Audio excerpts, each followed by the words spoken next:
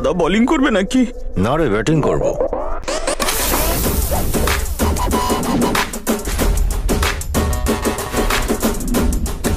এই এলাকায় নতুন নাকি?